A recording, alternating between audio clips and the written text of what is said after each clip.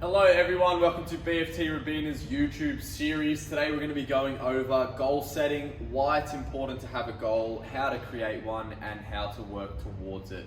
So why is it important to have a goal? And the main thing to have a goal is to be able to work towards something, to have that thing in the back of your mind that's going to keep pushing you to work towards and to achieve.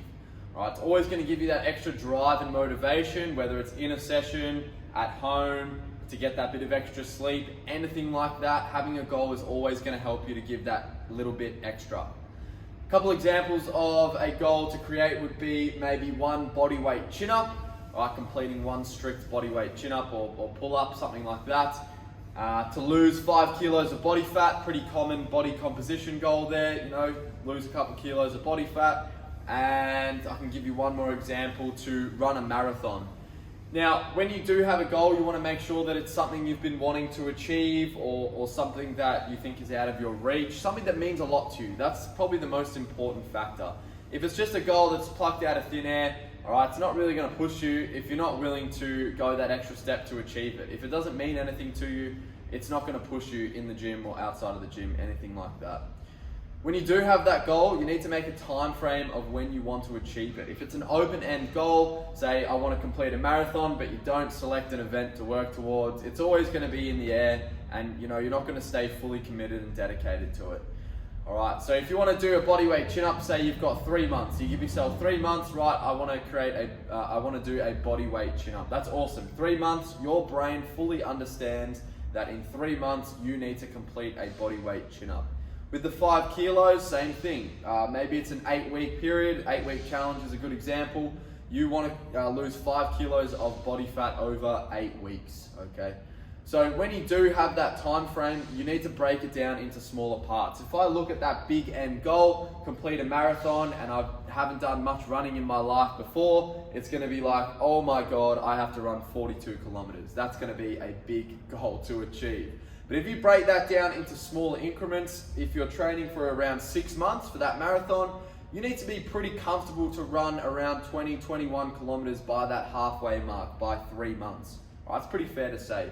With the marathon in specific, or in particular, you will increase and decrease the volume as the week goes, but broadly speaking, you should be comfortable completing half a marathon in half the period that you've given yourself to allocate to train for the event. If we look at the 5 kilo body fat loss gain, body composition goal over an 8-week time frame, by halfway, by 4 weeks, you should be down around 2.5 kilos. A little bit more, a little bit less. As long as you're in the right direction, heading on that downward trend in body fat. Chin up, same thing. If you give yourself 3 months, at least in that halfway part, you want to be more or less resistance with the bands or anything that you're working towards than when you first started. When we do have that goal and the time frame, we want to break it down into even smaller parts, okay? You've got that halfway point that I just mentioned through those ones, but you've got to break it down week by week. Exactly what do you need to be doing to achieve this goal? For a bodyweight chin-up, what do you need to be doing? You need to be focusing on chin-ups. That's what you need to be doing. So when you come into your BFT session, obviously you'd want to try and come to the strength sessions, Cardio, awesome. If you're trying to achieve a bodyweight chin-up, it's not going to help you in that regards, but it might in others. So you'd be selective of which sessions you come to. If on Tuesday, we got chin-ups in the session, I'm going to come on Tuesday, I'm going to focus on my chin-ups. And with that particular goal, you want to tell a coach as well. Tell a coach, hey, I'm trying to achieve a bodyweight chin-up. They'll commend you on that effort and they'll help you towards achieving that goal.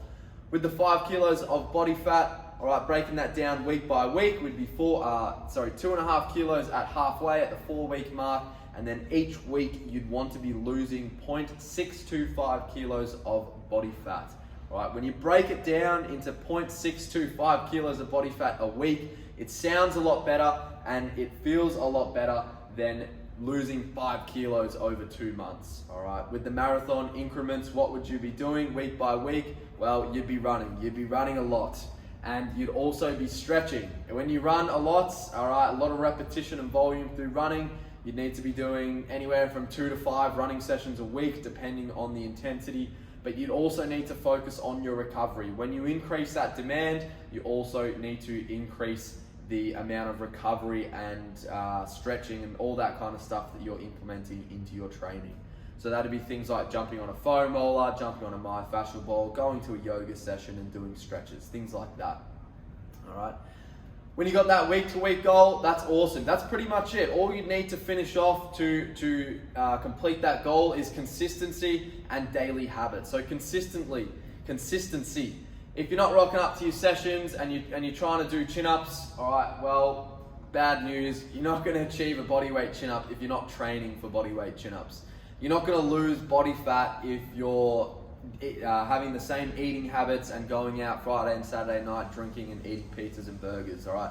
That kind of behavior may have got you to increase your body fat, so you want to change a few things so you can decrease your body fat. All right, with that particular goal, things would be like making sure you've done the weekly food shot. As simple as that. When there's M&Ms and chocolate bars in your house, what are you going to eat when you can't be bothered? It's going to be that. So making sure, you know, your sleep's on point, your meals are ready after and before work and during work, you know, and all that kind of stuff. To run a marathon, what would your daily habits be? All right, stretching, all that kind of stuff that we just spoke about. Stretching, making sure you go into your sessions and all that good stuff. It's important to create a goal. At the end of the day, working towards something is going to push you harder. I guarantee you that. Think back to a time where you have had a big goal in mind. All right, that drive and power is unlike anything else. That's pretty much it, guys. I hope I've helped you today and have a good one.